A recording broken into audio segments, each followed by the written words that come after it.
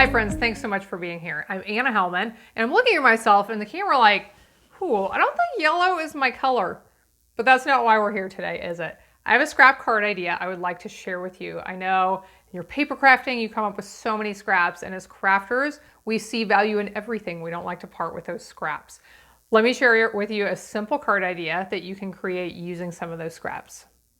The card design I'm creating today is perfect for some of those paper scrap strips in your collection. Now, these pieces right here, they're left over from my Splendid Day designer paper pack. This is some of the prettiest paper. I've been using it for all kinds of different projects.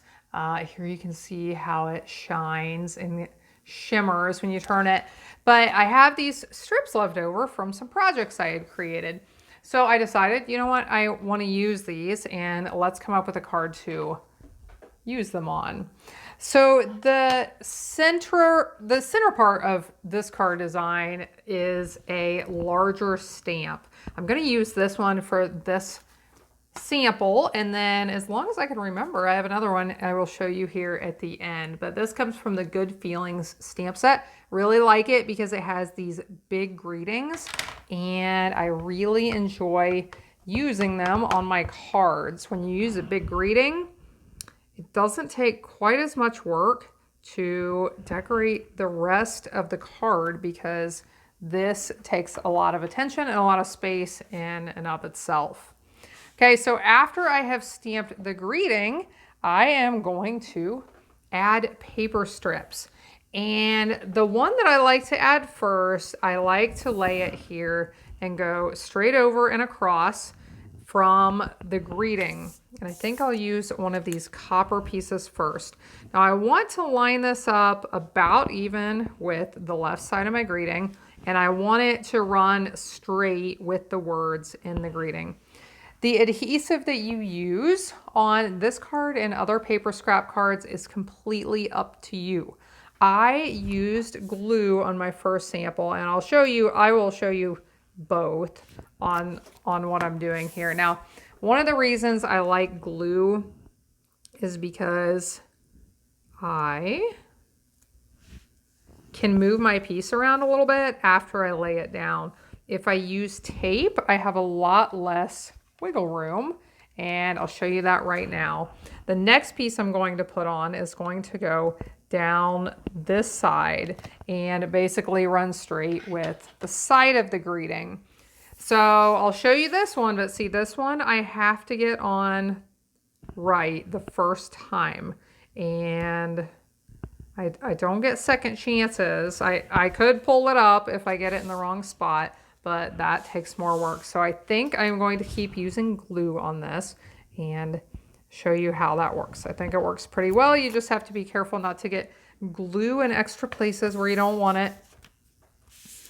So now this one I'm going to line up with that piece I just added, and it is going to run straight with the bottom of my greeting. As you can see, we have lots of pieces sticking off of the outside. We're going to have more before we finish here, but we'll just leave those until we're done.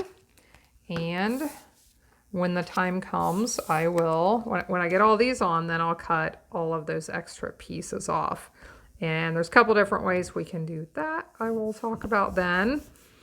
But at this point, I am just going to fill in these extra spaces. So up here at the top, I'll run a little strip here.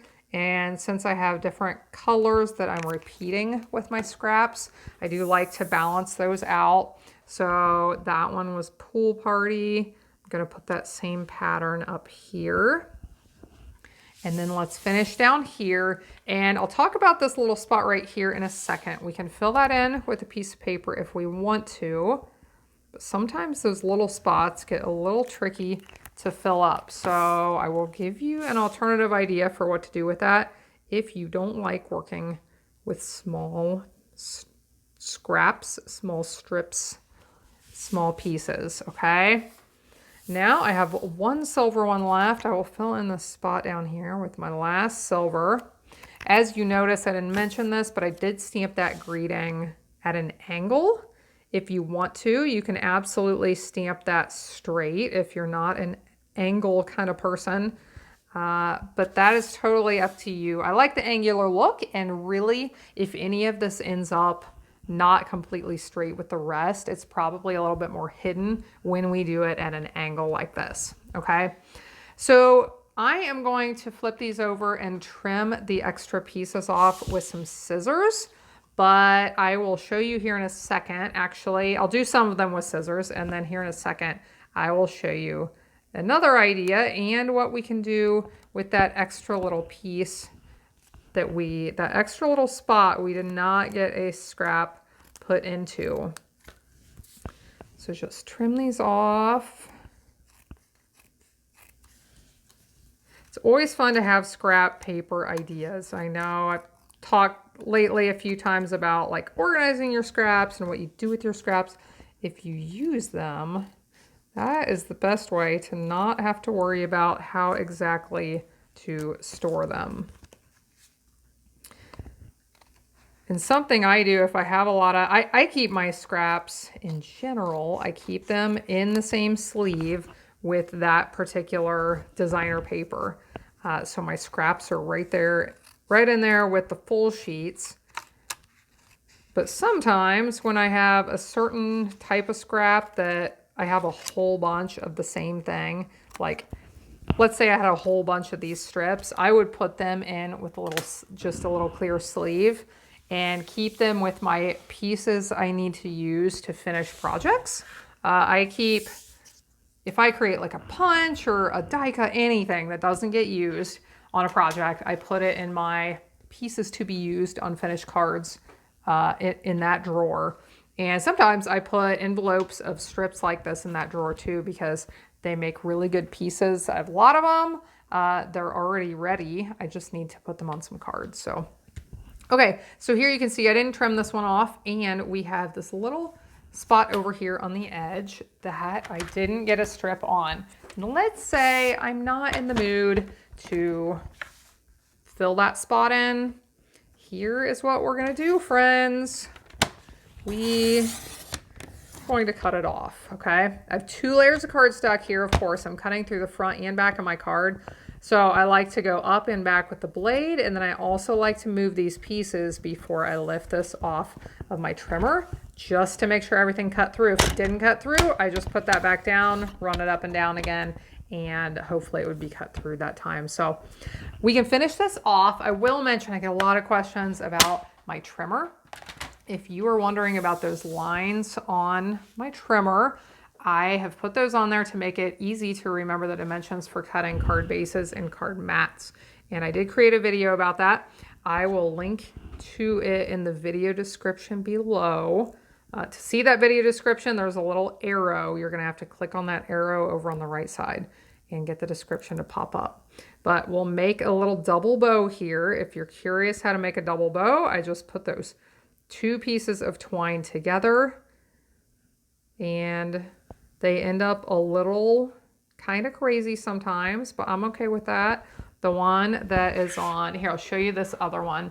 This is another, this was my sample I created before we started, same paper. This was from a different stamp set. This one's from Stepping Stones. It has some really nice inspirational greetings in it.